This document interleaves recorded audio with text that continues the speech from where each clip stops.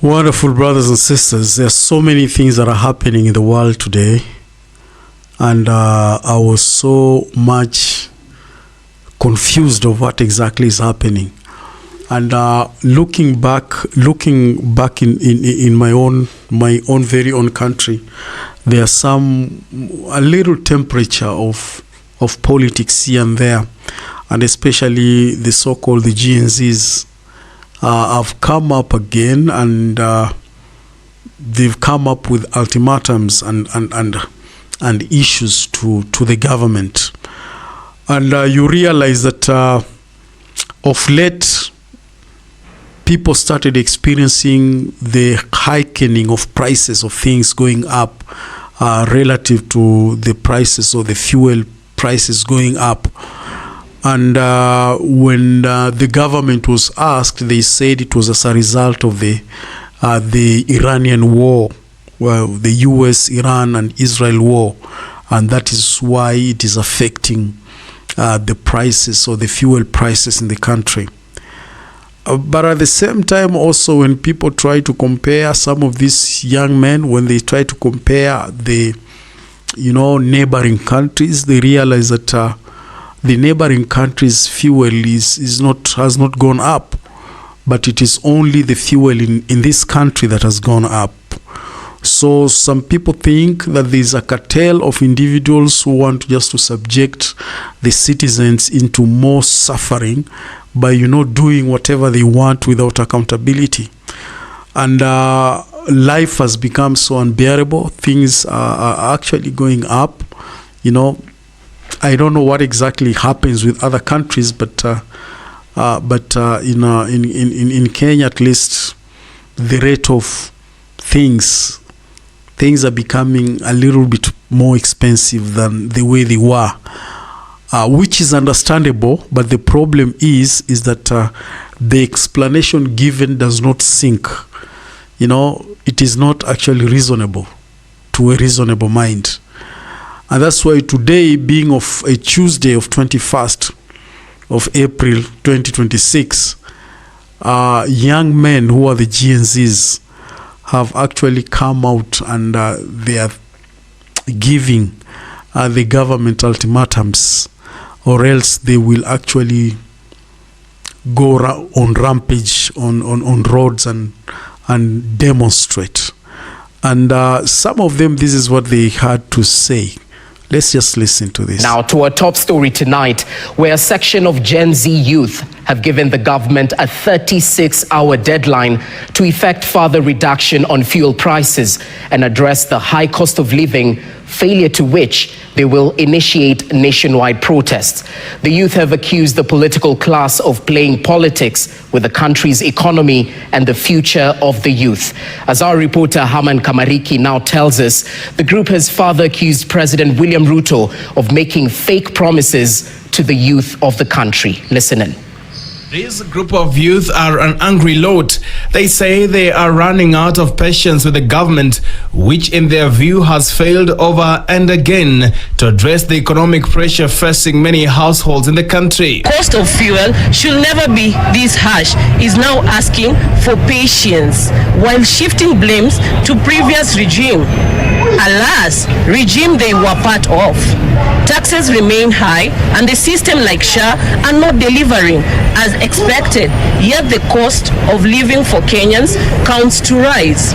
Dr. William Samuel Ruto and this regime must immediately, as Kenyans, we shall not be treated into these games. Speaking on Thursday in Nairobi, they decried the recent hike in fuel prices, which they say shows that the government is insensitive to the already tough economic situations that has rendered more youth jobless. They add that the current regime is inconsistent and detached from the reality of things in the nation. We are not going to be swayed by political intimidations. Hizi vitu tumezoea. Na sisi tunasema hivi, sisi kama Linda Mwananchi hatutatishwa na mtu yote. We are going to stand with the people and ensure that we transform this country. And our leaders, whether they're intimidated, whether they're arrested, whether they're abducted, whether they are beaten up, like you did to Osotsi, we are telling you we are not going to be shaken. Their concerns come amid a raising questions over the government's decision to significantly raise fuel prices, only to review them downwards shortly after a move they now interpret as reactive rather than policy-led. Can you imagine? Those aligned to the Linda Mwananchi movement now claim that the issues raised during the last Gen-Z protest remain largely unresolved, maintaining that the government has yet to demonstrate meaningful commitment to reforms. Among the many concerns for many youth has been the high cost of living and the growing unemployment. Even as some observers point to the growing pressure from both civil groups and opposition voices as a possible trigger for the partial price review, many young people insist that the measures taken so far fall short of expectation. Tuesday is Tuesday. If they cannot listen to our grievances, we are declaring mandamano on this Tuesday. I've talked to you cannot tell us that of current that common mwananchi uses paraffin. Punguza bei ya mafuta. Mafuta ndio kila kitu hii Kenya. Bila mafuta hakuna maisha. Mimi kama young women nimetoka Gikomba. In the next 36 hours, this fuel should be reduced so that our people will be able to cater for their needs, day-to-day needs. We who come to work every day, our children are hustling. We will not sit and watch them being ruined, their future being ruined left, right, and center by this regime that has no sense for the common mwananchi. For now, the government has a 36-hour deadline to effect further reduction on the recently hiked fuel prices or deal with a nationwide youth protest. It remains to be seen what the government's response will be. Haman Kamariki, KTN. That is what you see now. Things are actually getting hotter and hotter because the common man, the common mwananchi, that is the common citizen, he's now tired. He's actually tired. And, there is this kind of awakening in every part of the country that people are actually asking questions. Governments are actually being put to account. And it is no longer business as usual, unlike during those days or the days of our fathers, where governments will do anything they want and the citizens will not question anything, only to realize is that just a few people, few cartels who are subjecting millions and millions of people into this kind of problems simply because they want to control certain commodities in the country. And you see the young men of young generation has come up and now they are questioning. And today being a Tuesday, it was supposed to be their demonstration today, and I think nobody has gone to town today. Nobody's in town. Nairobi is so quiet. Nairobi is so quiet because of demonstrations. So these are some of the things that we need to ask ourselves very deeper questions.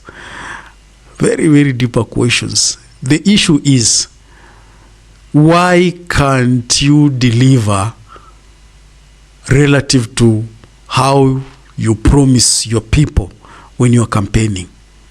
All the words that they tell us when they are campaigning, but the moment they are just sworn into power, they forget everything. It has just become like that is what it is. I don't understand. Tell me what you think down there. This is very sad. Otherwise, thank you very much. God bless you. Looking forward to see you again next time. Thank you.